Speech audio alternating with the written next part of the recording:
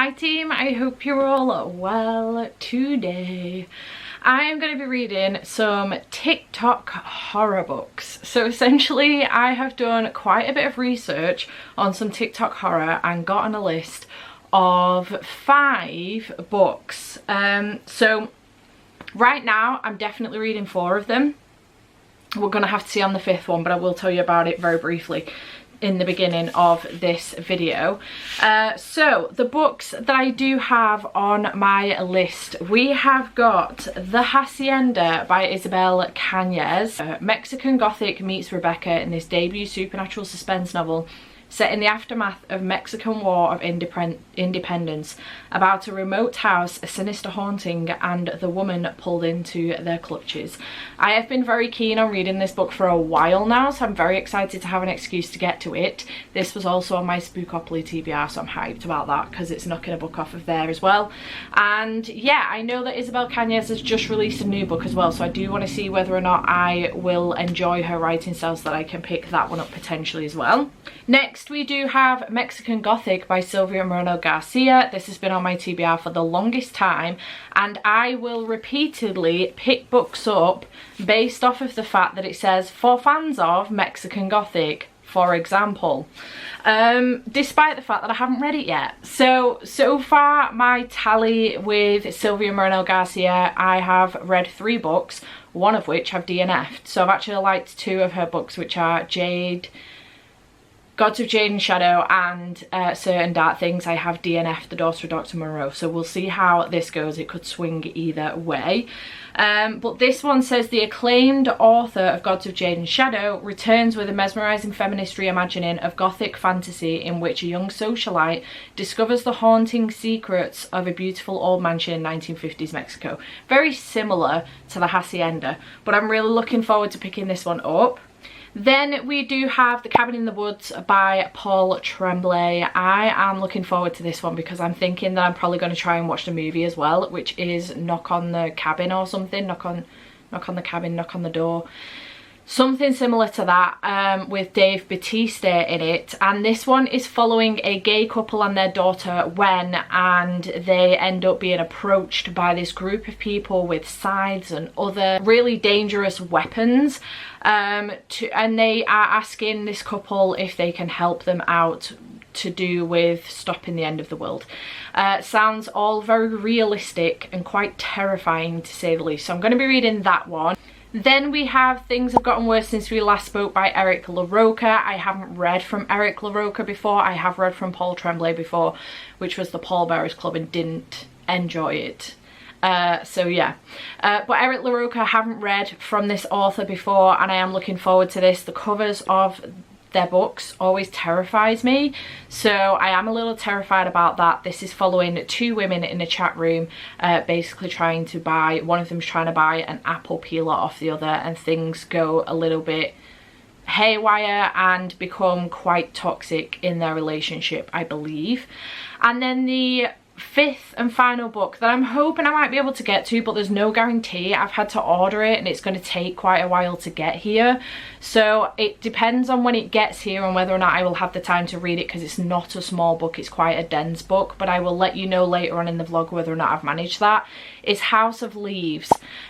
So I have seen this one about quite a lot, especially when it first came out. I know that Gav's read it, I know quite a few other people have read it as well and enjoyed it, so I am intrigued by it. I actually don't know the full ins and outs of this one, but I think it follows a couple who buy a house, but it turns out their house is bigger on the inside than it is on the outside, and they film a couple of short films that appear to have been erased from history completely, and there is a crazy old man that has spoken about this or written about it or something, and it all comes to light again, and I don't know how the 2 connect or where it goes from there, but that's all I know from the synopsis. So I'm intrigued by that one. It's told in like mixed media type format, so you will get a good chunk of the book that is told like as a normal story, some of it by a letter by someone else, then some of it like It almost looks like a textbook, I think. And then on some pages you'll get 1 or 2 words, and I don't know how or why this happens, but I'm really intrigued by it and I'm looking forward to picking that one up. So those are the 5 books that I'm planning on reading for this vlog. Definitely 4 with the potential of that last one with House of Leaves. We will have to see. I will try and read it anyway, but it may end up having to be part of like October's monthly vlog rather than this video if I can't fit it in the time frame that I'm doing this in. So that is my plan. We're gonna see whether or not TikTok horror can scare me. Whenever I pick a horror up, I really want to be made to feel uncomfortable and frightened and get to a point where if I'm reading it in the night, I have to put it down because it's becoming too scary for me. And that's what I'm looking for in my horror. So let's see if TikTok knows what it's talking about as far as horror is concerned. I have read a few books like this before. How to Sell a Haunted House by Grady Hendrix has been one of them. That book made me feel so uneasy and so uncomfortable. I also think it depends on what terrifies you in general. So clowns terrify me, books with clowns always frighten me, porcelain dolls, and then children in horror. Just stop. So obviously How to Sell a Haunted House freaked me out. It's got dolls in it and that really truly freaked me out. So off of the top of my head, that definitely got me. I can't think of any others that have well and truly properly freaked me out, so much so that I had to like put the book down or anything. So that's what I'm kind of looking for. So I'm hoping that I might get this from this video. Fingers crossed. Let's hope TikTok know what they're talking about. What is going on here? Hello? Let's hope TikTok... Did I get confused with the pumpkin? No, I didn't. Hello. How bizarre. So yeah, let's hope TikTok knows what they're talking about. I'm very excited to get on with this vlog. So let's dive in with the first book, which is going to be The Hacienda by Isabel Cañas.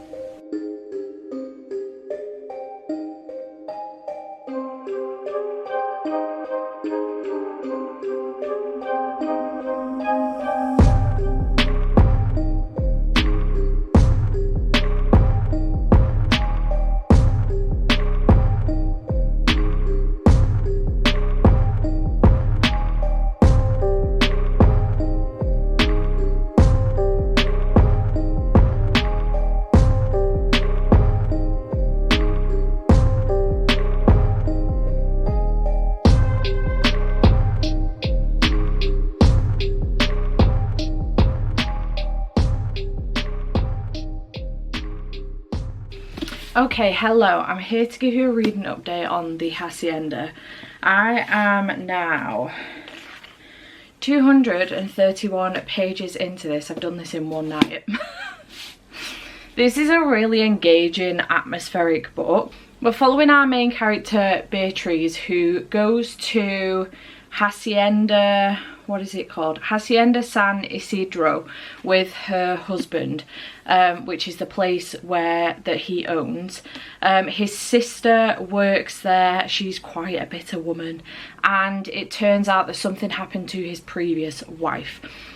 Now her husband goes away for work or traveling for a period of time, and Beatriz starts sensing some strange goings on in the house. She's having very strange nightmares and very vivid nightmares. Things are happening while she's awake as well, and there's some very strange goings on in the house, and she keeps seeing this woman that's like quite grey. She's got really light hair and she can't understand why she's seeing this woman, and she ends up asking the help of a priest who agrees to help her out because he can sense it as well.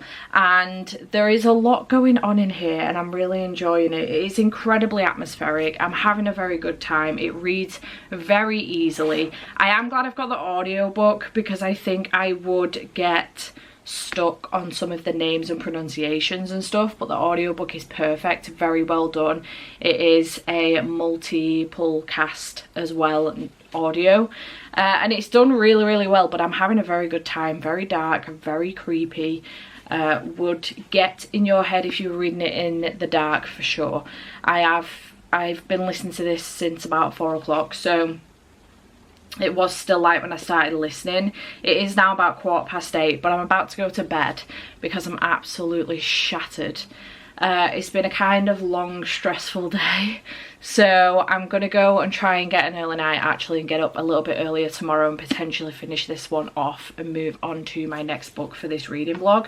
So yeah, having a good time with this one so far. 'Tis certainly creepy. I will say, I think I've read creepier books, so I don't think this is necessarily one of the scariest books I've ever read. In fact, I don't even know if it's necessarily up there at all. It's very good as far as horror is concerned, but I've definitely read scarier. But yeah, having a good time with it so far, and I will continue and give you an update tomorrow on that. So I'm gonna go. Okay, hello. I have now finished The Hacienda by Isabel Cañas. This was good. I think I'm going to rate it 4 stars. Haven't run it through Carosel yet, but I reckon it's going to get a 4 star. It was good. It was creepy. It was atmospheric. I liked the story behind it. I liked the different elements that came into this as well. It wasn't just like a horror. There were other supernatural elements that came into it. And I really, really enjoyed it. I liked the setting. I liked the characters. You did truly hate her husband, which was great. I love when that's meant to happen and it actually does happen. So yeah, I loved it. This cover is stunning. I can't stop looking at it. So 4 stars, I reckon, for the Hacienda. I'm glad I finally got to it, and I'm definitely going to pick up her new one. I know she's just released a new one, so I would like to pick that one up. So 4 stars for that. That is the first one down for this vlog. So next I am going to go on to The Cabin at the End of the World, which I am both audiobooking, I'll put a picture of it here, audiobooking and following along on my Kindle. We're following a young girl called Wen, and we are following her parents, Eric and Andrew. They go to a cabin in the middle of nowhere. They're on holiday, they're on vacation, and Wen is catching grasshoppers outside when she gets approached by a man called Leonard. Now he sits and talks to her for a portion of time, and then some more friends end up joining him, but they have like scythes and weapons and stuff. She ends up running inside to warn Daddy Andrew and Eric, and they end up locking themselves in the house trying to stop these people from getting in. Now these people are trying to save a bunch of people, save the world. I don't know if this is like at the beginning of an apocalyptic story, or if the apocalypse side of things continues as the story goes on, but I'm really intrigued by it. And on the front, Stephen King has said it's thought-provoking and terrifying with tension that winds up like a chain. So I'm really looking forward to this one. It sounds good. I have tried Paul Tremblay before with the Pall Bearers Club and didn't enjoy it, so I'm intrigued to see whether or not this one will work for me. I could have done this as like a second chance author thing, because I just did Stephen Graham Jones with The Last Final Girl and didn't enjoy that, and I previously DNF'd The Only Good Indians. An idea. Anywho, so yeah, I'm gonna get on with this one. I'm looking forward to it. It sounds good. So that is going to be my next read, and I am intrigued. I do have The House of Leaves coming at some point next week, but I am anxious that I might not be able to, I might not have time to get to it, because I want this video to go up on Sunday, and I don't think it's coming till Tuesday or Wednesday next week, and I'm in work Wednesday and Thursday, then Andy's off Friday, so I would only have Saturday to read it. It's like a 750 page book or something, so I don't know if I'm going to get the chance to get to that one, which is a shame, but it is what it is. There's not much I can do about it, unfortunately. We'll see whether or not I manage it. So yeah, I'm going to move on to The Cabin in the World, The Cabin at the End of the World, even by Paul Tremblay, and see how I get on with that.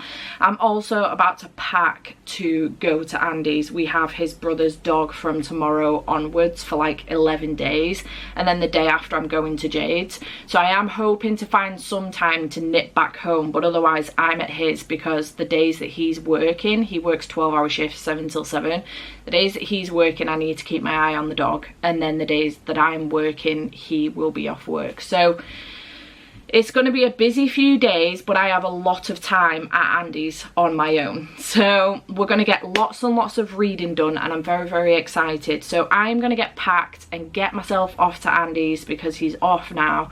I've just spent the morning while I've been getting the flooring done in the bedroom. So that is done now, so I can get packed and get off to his, and I'm looking forward to continuing with reading. So I will check back in with you when I have an update for you.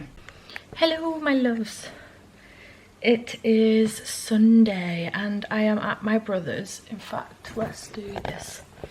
It's Sunday. I'm at my brother's. I'm looking after my nephew while they have gone out for some food to have some mum and dad time. They don't get it very often. So Thomas is asleep. So I have his baby monitor to keep an eye on him, and I have been reading some more of The Cabin at the End of the World. I'm not too far in, I don't think, about 32%. I'm listening to the audiobook as well. I've got a spot on my face. Listen to the audiobook as well. What I will say is that the audiobook chapters stop at really weird points. So I've just stopped on an audiobook chapter, well, not just, about 50 minutes ago, and it stopped like right here. Such a random place to stop. But yeah, so far Andrew, Eric and Wen even have been not kidnapped, but they're being held captive now and have been told by this group of people exactly what it is that they have to do. I'm not going to tell you what that is because I don't want to spoil it. I'm not sure what's in the synopsis because I haven't read it. But yeah, it's kind of sinister, a little bit terrifying because of the choice they have to make and the consequences if they don't make that choice. But so far I'm enjoying it. It's going good. I think I have about 2 hours and 40 minutes left. I was going to carry on listening to this, but honestly Gav's just uploaded, well not just, a little bit earlier, uploaded his Haunted Village vlog, so I have been watching that instead. My intention is to have two very good reading days tomorrow and Tuesday, so hopefully that will work out well for me. We do have Bella now, Johnny's dog, which is Andy's brother. So we have Bella until Wednesday next week, so not this Wednesday but the Wednesday after. And she's so cute. She's very, very cute. She's a Pomeranian Chihuahua cross and she's really, really cute. She's got massive ears. She looks like a bat and a cat. It's the strangest thing. But she's really sweet. So I will have her tomorrow and Tuesday, pretty much most of the day until Andy gets home at 7. So he will leave the house at 6 and get home around 7:20. Because he works 12-hour shifts. So yeah, and then I've got work Wednesday and Thursday. I think I'm going to nip home Thursday night and then go back to his Friday morning. And then he's got work again Saturday, Sunday. Actually Saturday only because we've got christening on Sunday, so he's got Sunday off work. So again, I need to have a very heavy reading day on Saturday as well while he's at work. So I need to try and make the most of all of the hours that he's at work. No sleeping in. I'm going to have to try and get up when he leaves for work. I'm kind of hoping, as much of a pain it will be, I'm kind of hoping that once the dog's awake, that's it, she's awake. She slept most of the day today, but I'm kind of hoping that she's one of those, you know, that like, I mean, she doesn't mind her to go out. She's such a small dog. She's not bothered about going out much. Did take her out for a very short walk earlier on this afternoon. And I will take her out for a walk tomorrow and Tuesday, so long as it's not chucking it down. But I'm just kind of hoping that, like, she might mind me a bit in the morning so that I do get up, because I really do need to get on with some work and make the most of all of the hours that Andy's out of the flat. I can read when he's home, but I like to be present and spend time with him when he's home, especially on days when he's working, because otherwise I feel like I'm just not making the most of my time with him.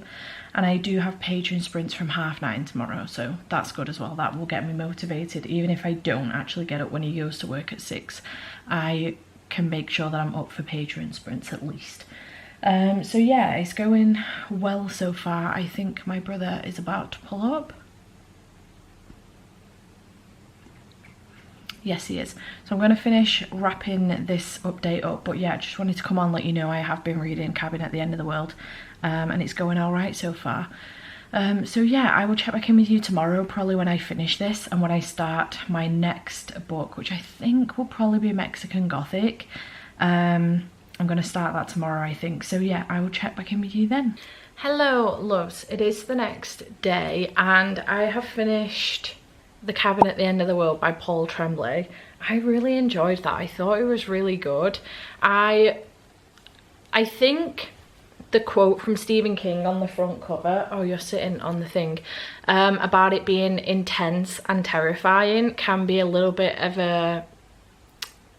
bit misguiding. I think a lot of people go into this book thinking that it's, you know, really, really intense horror and really, really terrifying horror, and that's not the case. It's intense and terrifying in the sense that this could be a very real situation, and if on that basis it's terrifying. So this is essentially a home invasion. I've basically given you the synopsis anyway in what I said yesterday or the day before. I can't say much more than that because it would spoil the book. There is so much about this that you could say, but it would entirely spoil the book. The ending is very open-ended. It's a very ambiguous ending, which usually irritates the life out of me, but I think was done really well in this book. I really enjoyed the characters. I really enjoyed, I liked that I cared so much, especially about Andrew, Eric and Wen, and I even cared about like Leonard and the other people that did the home invasion. I did go ahead and watch Knock on the Cabin, or whatever the hell it's called, the movie equivalent as well, which I thought was done really, really well. I did struggle a little bit with Dave Bautista being Leonard though, because although he is described as being a very big man, he's only supposed to be in his early 20s, and Dave Bautista clearly is not.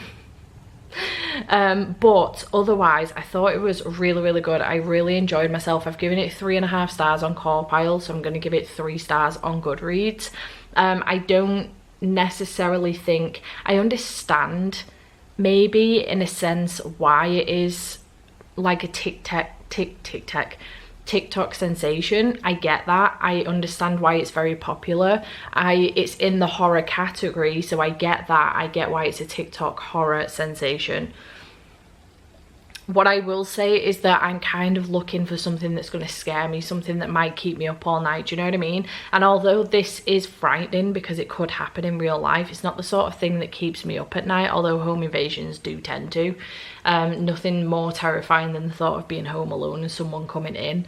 But yeah, otherwise I really enjoyed it. 3 stars. But I have gone on to Mexican Gothic by Silvia Moreno Garcia, currently on chapter 3, which is page 27, and so far we're following Noemi, who basically comes from a well-to-do family, and I think she's a little bit of a rebel. She's got this thing for this guy called Hugo, and she's been off gallivanting with him a little bit, and her dad's not too happy about it, so he calls her back home and she thinks it's because of Hugo, and it's not. He's had a letter from Noemi's cousin Catalina, who married very quickly to her husband, and she sent quite a distressing letter to her uncle to say that she's being hurt and her husband is hurting her in the house, she can't get out of the house, etc, etc. So he's sending Noemi to go and check on her, with the promise that he will then send her on to university. So Noemi has now arrived at the place. She's just had a very quick 5 minutes with Catalina before she's been given some medicine from the housekeeper, and she's already said some strange things. She said that she had a fever, she's been sick with tuberculosis. She said she's had a fever, she's been sick with tuberculosis, but she's feeling better now. Noemi asked her whether or not she remembers sending a letter. She said, yeah, but I don't really remember what I wrote in it. And Noemi said it was quite distressing and we're really worried about you. And Catalina's apologised, and then said, Noemi said, we thought we might have seen you by now, you might have come to visit. And Catalina said, I can't leave, it's really hard to leave the house, I can't leave the house. Which in itself maybe doesn't seem too distressing, but from what she's already said in her letter, it's a little bit worrying. So I'm intrigued to see what happens with this. It is very much so a haunted house story, I think. The acclaimed author of Gods of Jade and Shadow returns with a mesmerising feminist reimagining of Gothic fantasy in which a young socialite discovers the haunting secret of a beautiful old mansion in 1950s Mexico. So yeah, so far I am enjoying it. Jade isn't convinced I'm going to like this one on the basis that I DNF'd the daughter of Dr. Moreau. So I'm intrigued to see whether or not that will track or whether I will enjoy it. So, because I have previously enjoyed Gods of Jade and Shadow and also Certain Dark Things, so I am hoping to like this one because I already kind of hold it at quite a high bar on the basis that I will pick books up based off of this, despite the fact that I haven't read it yet. God only knows why I do that. I think I just have high hopes for this book, so I'm intrigued to see whether or not that will track. Obviously the Hacienda was recommended, you know, recommended this book as well for fans of Mexican Gothic. So yeah, we'll see whether or not it tracks, but I'm going to continue on with this one. My day did not start as I hoped. I was really hoping to get up with Andy this morning and get an early start with reading, but it didn't work out that way. I ended up freaking out because something had happened with my mortgage and I was panicking. I've just done a remortgage and I was panicking that I was going to get charged twice. I also have my car insurance, which has gone up significantly coming out on Sunday, and I need to get a new camera, so I was really freaking out this morning. Had quite the panic. I ended up making myself go back to sleep for a couple of hours after Andy left for work because I really needed some more sleep. The dog, Bella, had kept us up. Well, me mostly, because I'm a very light sleeper anyway. Had kept me up for quite a good portion of the night. I was concerned every time Andy rolled over he was going to roll on her because she slept on the bed. So I didn't sleep very well last night. I am still quite tired. I have smashed a monster. So yeah, my day didn't go as planned. I have had several good cries this morning, one to my dad and one to Andy before he went to work, so I felt really bad. So he'd gone to work worried about me this morning, which I never want. I've told him it's okay now. I've spoken to my mortgage advisor, I've spoken to my dad, everything's okay, and it's all worked out okay. It's just that they don't explain it very well. I've remortgaged before, but with the same company, but when you're changing company, it's different. So I went into a complete downward spiral and total panic, which sent me off track a little bit. So I took, just having a little scratch. I took Bella out for a walk.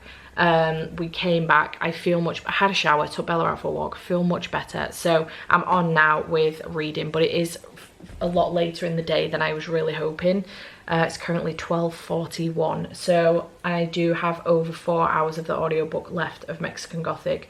I am hoping to get through it today and hopefully start something else, but we will see whether or not I manage that. I also postponed Magic Monday sprints till tomorrow because this morning I couldn't deal with it. I thought I was going to have to go home, get all my paperwork for the mortgage, so I could sort it out, but it's worked out okay. I just needed some more sleep, some time to calm down, and then I've managed to sort it out, thank God. But it has delayed my day, which I did not need today. So yeah, anywho, I'm gonna go continue on with this and I will check back in with you a little bit later on.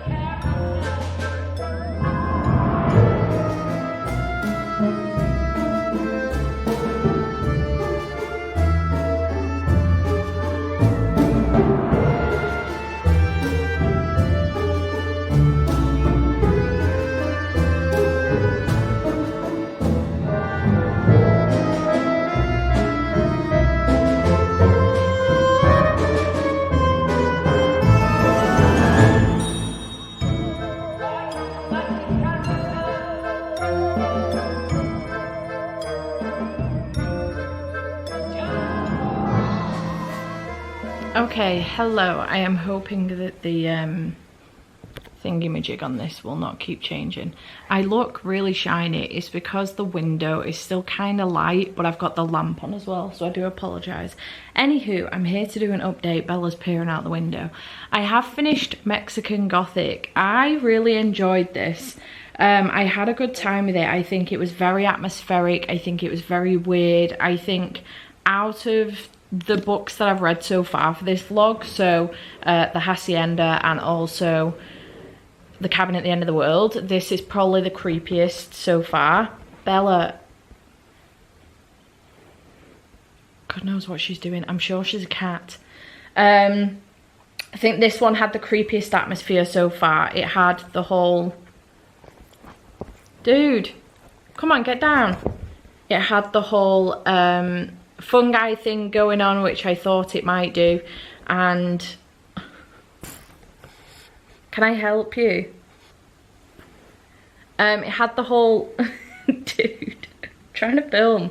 It had the whole fungi thing going on, which I thought it might do, because again, I have read the T. Kingfisher book.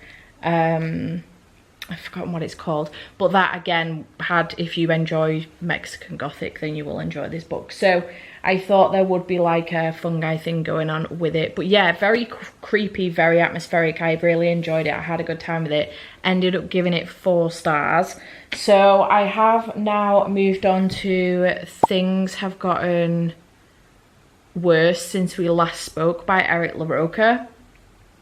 I am currently at part 4, I think, in this book, and I've got the audiobook, but I'm also following along on BookBeat because the physical book is on there, that the ebook. So I am up to part 4, An Egg Before It Cracks.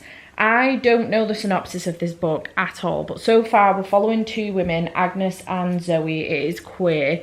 They are both queer. Come here, what are you shivering for? Lie down. Oh, lie on me. Lie on me.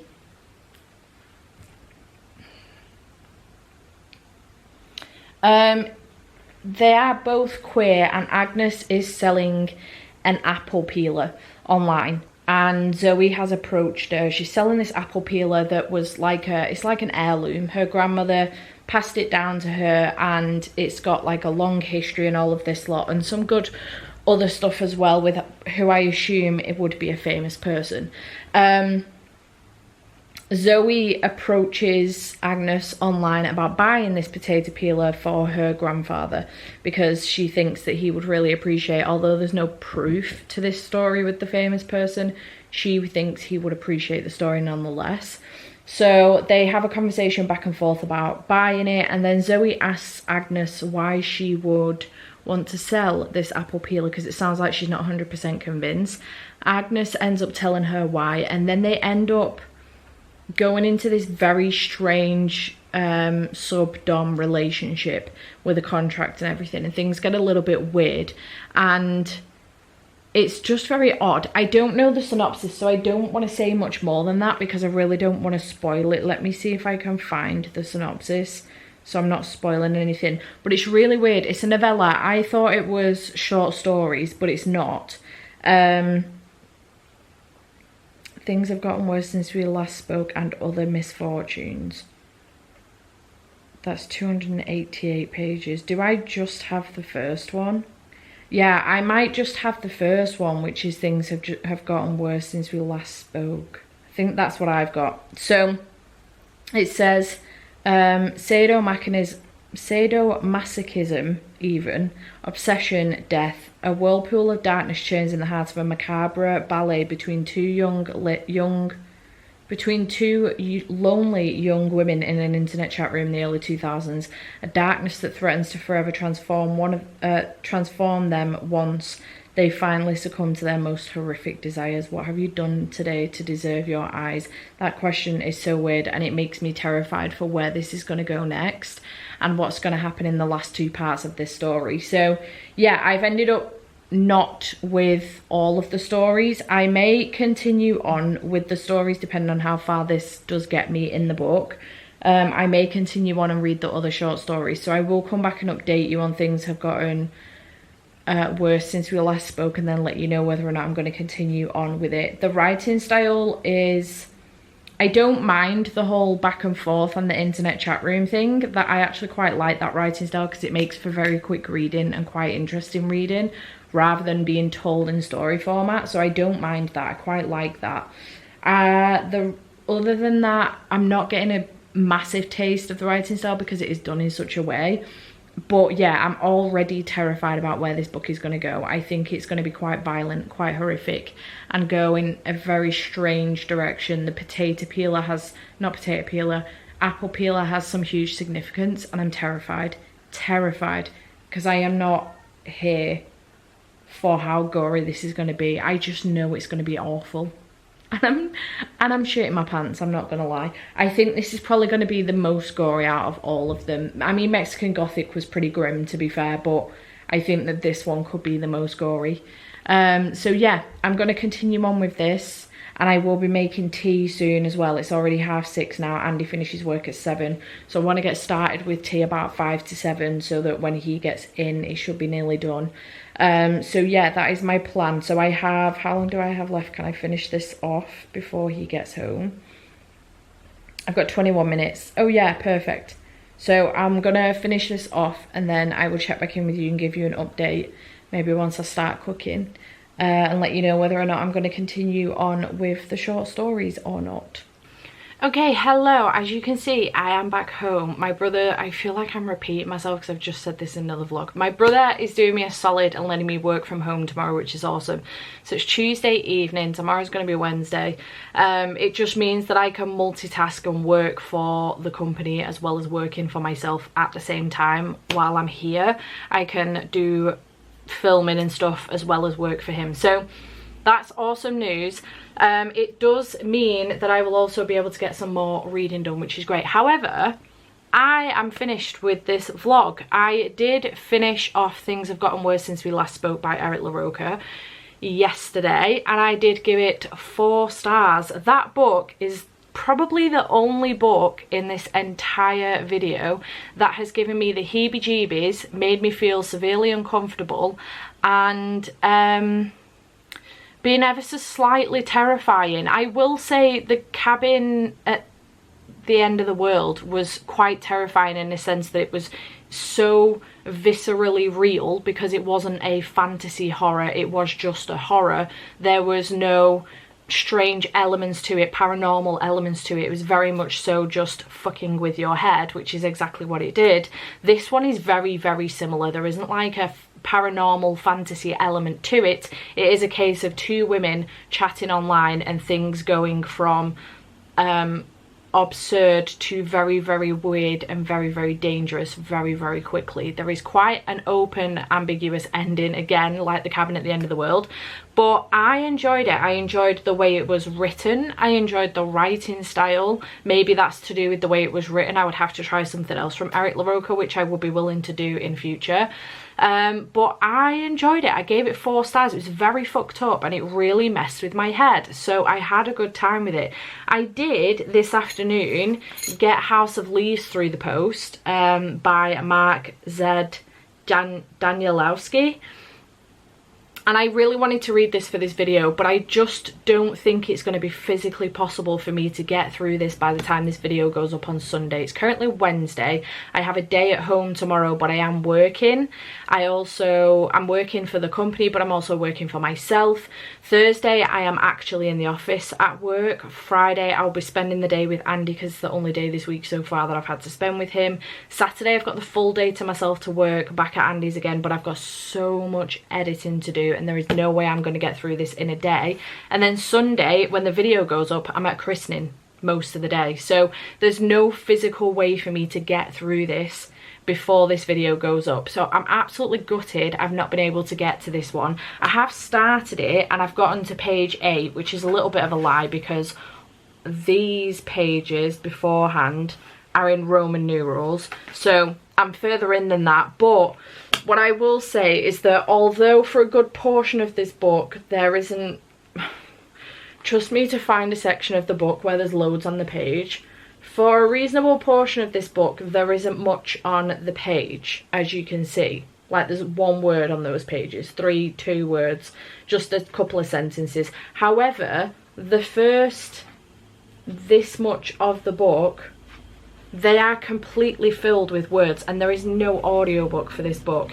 It would take me so long to get through this. So I think what I'm going to try and do is plan my way through this throughout October, and with any luck it will be in my October monthly vlog. Fingers crossed. I don't like saying these things because if I don't get to it, that's just annoying for everybody involved. But I am intrigued by it, very intrigued, and I do want to continue on with it. So it is just quite a dense book, especially in the first bit as well. Like all of this is like reading a textbook a little bit, and then you just all of a sudden remember that this is, you know, I think it's a fiction book anyway. But I would have loved to have read this for this reading vlog. It just didn't quite come in time. Had it come last week, I could have dedicated Monday and Tuesday to reading this and then focusing on the rest of the books throughout the week, because I would have felt a bit more confident about that. But unfortunately, it's just not worked out that way. So I do apologise for not being able to get to this one in time for this video. I can't even delay this video and bring like the following Sunday's video forward, because next week I am absolutely chocker. I'm working in the office Monday. I have Tuesday off to spend the day with Andy, which I really want to do. Wednesday he's at work, I'm at work, and then Wednesday evening I'm coming home to go to Jade's Thursday, and then I'm away till Monday. So again, it's physically impossible for me to get through this book for even the following Sunday. So I do apologise for that, but hopefully I might make my way through this in October, and if not, I will try and force myself to get through it through November as well. We'll see. I'm very intrigued. That could change and I could end up DNFing it throughout October, but I'm gonna try and keep my head down with it and, you know, keep chipping away at it, and I'll keep you posted. But yeah, that is pretty much everything for this video. So let's run through very quickly what I read and what my ratings were overall. So I read The Hacienda by Isabel Cañas, which I gave 3.5 stars. I thought this was good and I had a good time with it. I'm obsessed with this cover, but not one of the most terrifying books of all time. I will say that. Then I read The Cabin at the End of the World by... Fuck me. Then I read The Cabin at the End of the World by Paul Tremblay, which again I gave 3.5 stars to. Terrifying in the sense that it could actually happen, and it's not got like like I've just mentioned, a fantastical paranormal element to it, but not horrendously terrifying. It's not giving me nightmares, it's not keeping me up at night, although it could do in the future, who knows. But very cleverly done, did enjoy it, 3.5 stars. Then I read Mexican Gothic by Silvia Moreno Garcia. I think Jade's going to be thoroughly impressed by the fact that I did not DNF this. Not only that, but I gave it 4 stars. I really enjoyed this one. I had a very, very good time with it, and I really enjoyed myself. I thought it was really, really good. I thought it was very well written, and yes, another win for Silvia Moreno Garcia. That's 3-1. I'm really happy about those stars, I'm not gonna lie. So yeah, had a good time with this one. And then the final one I did get to was Things Have Gotten Worse Since We Last Spoke by Eric LaRocca, which again I gave 4 stars to, and I just gave you my full review on, so I'm not going to go through it all again, but did enjoy that one as well. The more realistic ones in fact, actually that's not quite true, because Mexican Gothic, I've had like quite similar books though. These two are quite similar with the setting and all of that stuff and everything that happens in it. The Hacienda even says for fans of Mexican Gothic, so these two are quite similar in that sense. And then The Cabin at the End of the World and Things Have Gotten Worse Since We Last Spoke are absolutely not similar in any way, shape or form as far as the story, the plot or anything is concerned. But the sense of dread that they fill you with because of how realistic they are, there is no, as I say, fantastical or paranormal element to it. They are very much so contemporary horror. It's quite terrifying. So yeah, 4 very similar books in 2 different sections. So yeah, great. Having a great time. And what I will say is, I mean, I could be entirely wrong. This is also a TikTok recommended horror. But what I will say is that I have read more frightening horrors, potentially more atmospheric horrors as well, that were not on this list. So I don't know if TikTok 100% has, you know, the atmosphere nailed down for me. I want something that's going to keep me up at night, something that I have to put down in the dark because I can no longer read it because it's terrifying the shit out of me. That's what I'm looking for in my horrors, and I didn't get that with any of these books. But I had a good time nonetheless. I hope you have enjoyed this video. Chat to me in the comments down below if you've got any horror recommendations for me based off of those things that I would like. Let me know. And if you have read this, let me know how dense this is and how long it took you to get through it, please, because I'm intrigued to know. And I shall see you in the next video. Bye for now.